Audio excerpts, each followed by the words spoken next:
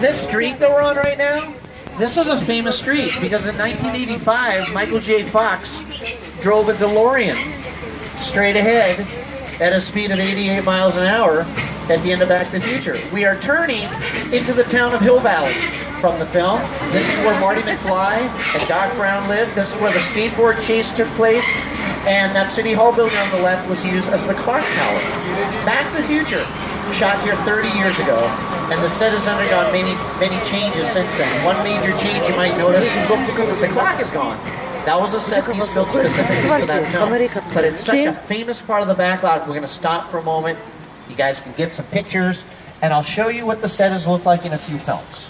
Here it is, 1985 in Back to the Future. 2 years before that, 1983, Norman Bates was released from the same courthouse in Psycho 2.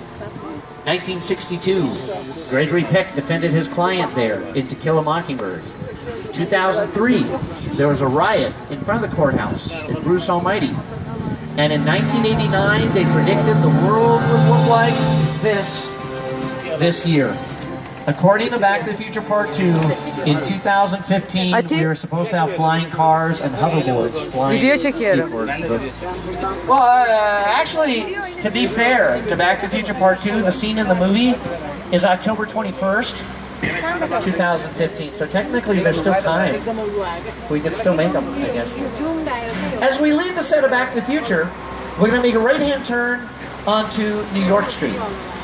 This is a part of our backlot that's constantly used as New York in movies, TV shows, and commercials. And to tell you a little bit more about it as we drive through, here's Studi. Welcome to New York! I got my start right here in New York on Saturday Night Live. This is actually my old neighborhood. Oh, it's got mugs over there. That's right. Hey, buddy, how's it going? Remember me? No. Just like old times. Gotta love New York City. Hey, I'm walking here! Hey, it's cool, guys. I was just, just walking there.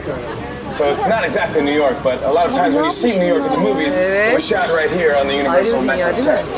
If you can make it here, you can make it anywhere, even if you make it here on the Universal line.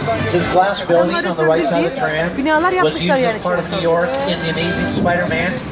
That was Oscorp. Peter Parker got a job with Dr. Connors and Gwen Stacy. That's the set that they used. It's not a very tall building, but in the movie, they added computer effects to it. They made it look like it was a skyscraper.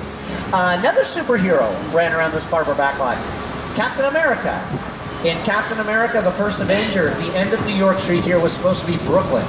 And they dressed up the sets to look like the 1940s. Last year, it was used in The Purge, Anarchy. They filmed out here in the middle of the night.